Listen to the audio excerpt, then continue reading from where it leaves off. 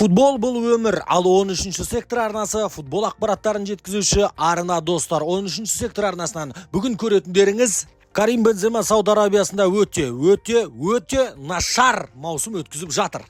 Барселона өздерінің қатарларына жай емес, жұлдызды ойыншы алғысы келеді. Осы және басқа да футбол ақпараттары бүгін сіздердің назарларыңызда. Достар, 13-ші сектор арнасына жазылмасаңыз жазылып қойыңыз, қоңыраушаны басып қойыңыз. Сол кезде сіз футбол жаңалықтарын жіберіп алмайтын боласыз. Ал енді біз бастайық, кеттік.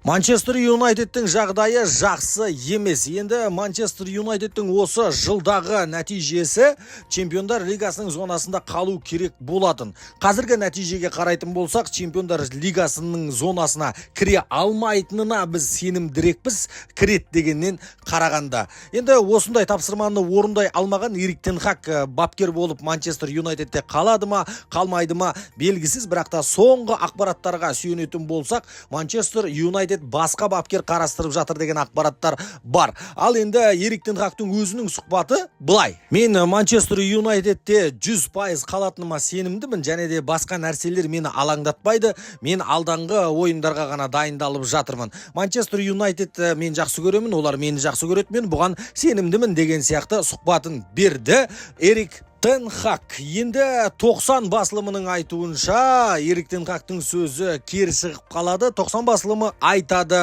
Манчестер Юнайтед қазіргі таңда басқа бапкерлерді де қарастырып көріп жатыр. Солардың ішінде Юлиан Нагельсман Манчестер Юнайтедтің бапкері болуға жақын, және де Гарет Саутгейт Англия ұлттық құрамасының бапкері, және де Германия ұлттық құрамасының бапкері. Осы екі бапкерді қазіргі таңда Манчестер Юнайтед жаңа бапкер болып қалуы мүмкін деген нұсқада ұстап отыр екен. Ал Эрик тен Хаг өзіне сенімді, және де мен басқа нәрсеге алаңдамаймын. Мен тек алдағы ойындарға ғана алаңдаймын деген сұхбатын берді. Эрик тен Хаг алдағы ойындарға ғана алаңдаймын деді. Алаңдайтындай жөні бар. Бүгін алаңдайтын күні Эрик тен Хагтың, себебі Манчестер Юнайтед клубы бүгін өз үйінде Ливерпульді қабылдайтын болады. Ал енді Манчестер Юнайтедтің осы маусымға тапсырмасы Чемпиондар Лигасының зонасына кіру. Ол үшін алдағы ойынның бәрін жеңуі керек. Ал Ливерпульға тек қана жеңіс керек. Негізгі қарсыластары Арсенал және де Манчестер Ситидан қалып қалмас үшін. Бұл ойын өте қызықты ойын болады, және де бұл жерде Шеффилд Юнайтед Челсидің ойыны бар, Тоттенхэм мен Ноттингем Форесттің да ойындары бар. Манчестер Юнайтед Ливерпульда, Ливерпуль екінші таймда гол салады деген болжам жасауға болады. Шеффилд Юнайтед Челсида екеуі де гол салатын шығар деген ой бар, және де Тоттенхэм Ноттингем Форестті жеңе алады өз алаңында. Себебі Тоттенхэм жеңетін болса 4-ші орынға көтеріліп қалады. Енді достар, біздің 13-ші сектордың демеушісі 1xBet компаниясы 13-ші сектор деген промокод беріп отыр. Сол промокод арқылы достар алғашқы депозит үшін 200 000 теңге бонус ала аласыздар. Мынандай керемет ойындарда мынандай керемет мүмкіндікті жіберіп алмаңыздар. Бонус алатын сілтеме осы видеоның астында достар. Баршаларыңызға сәттілік. Карим Бенземаның жағдайы өте нашар. Қазір Сауд Арабиясында. Карим Бензема Сауд Арабиясына жалпы осы Про лигаға келгелі бері 9 гол салған, 7 голдық пас берген. Ал Карим Бензема Реал Мадридта 20 голдан кем салмайтын ойыншы еді. Енді бұның бәрі қайда кетті білмейміз, бәлкім Реал Мадридқа тастап кеткен шығар. Хоселудың аяғын киіп кетті ма, кім біледі. Енді жалпы Карим Бенземаның қазіргі таңда жағдайы өте нашар, және де бұл енді таңғаларлық нәрсе емес, таңғаларлық нәрсе. 8 ойын қатарынан Карим Бензема гол салмай келе жатыр. Оның ішінде 2 пенальти салмай қалды. Бір емес, 2 пенальтиді сала алмай қалды. Қазіргі таңда Аль-Иттихадта Бенземаның командасында бомбардир Сурмерген Кандала деген ойыншы. Мүлдем аты жоқ, ісі жоқ, 18 гол салып тастаған Карим Бенземаға қарағанда.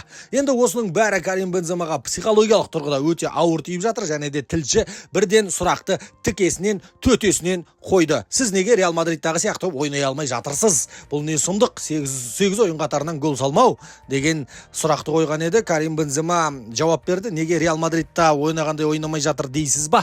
Себебі ол жерде ойын басқа, ол жерде ойыншылар басқа деді. Енді бір сөзінде Аль-Иттихадтың ойыншыларын төмендетіп тұрған сияқты көрінеді. Bir қарасаң Канте жүр, Фабиньо жүр деген сияқты. Бірақ енді не дегенмен де елдің бәрі, ойыншының бәрі Кросс пен Модрич емес екенін түсінуге де болады. Ал енді сіз осы маусымнан кейін Сауд Арабиясынан кетуіңіз мүмкін бе? Деген кезде Карим Бензема, бәрі де мүмкін, бірақ та мен қазір Сауд Арабиясындамын, және де осы жерде мен алғашқы маусымым онша басталған жоқ, келесі маусымда жеңіске жеткім келеді. Бірақ енді қазір білесіздер, футболда әр күн сайын әртүрлі ақпарат, әр күн сайын бәрі өзгеріп кетеді деп жай ғана намек тастап қойған сияқты мен кетіп қалуым мүмкін дегенге.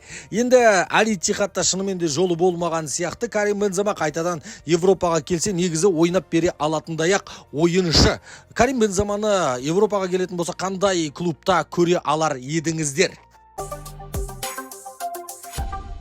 Барселона осы маусымда жақсы бір вингер алғылары келеді, және де оны әр жақтан іздеп жатыр. Наполидан тапқан сияқты осы жаңалықтар кешеден бері шығып жатыр.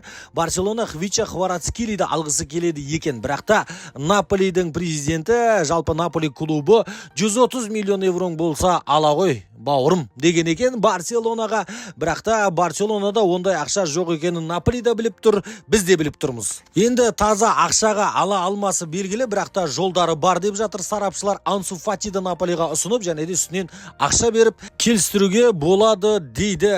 Ансу Фати қазір Брайтонда ойнап жатыр. Брайтонда осы маусымда 4 қана гол салды, және де Брайтонның басшылығы Ансу Фатиға сенім артпайды, келесі жылы сатып та алмайды, жалға да алмайды деп отыр. Енді жаңа Месси деп баға берген, жаңа Мессиді күткен сенім ақталмады. Қазіргі таңда Ансу Фатиға Севилья және де Валенсия қызығып отыр деген ақпараттар да бар. Сатып бәлкім ақшасын Наполиға берер, болмаса өзін Наполиға берер. Осылайша Ансу Фатиді Наполиға ұсыныс ретінде жасап көрмекші екен Барселона.